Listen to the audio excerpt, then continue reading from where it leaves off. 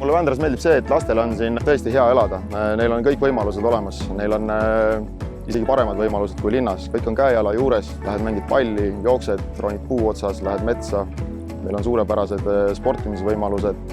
No siin on tore see, et ühest küljest saad elada looduses, olla täiesti oma ette ja nautida seda mõnusat rahu ja vaikust.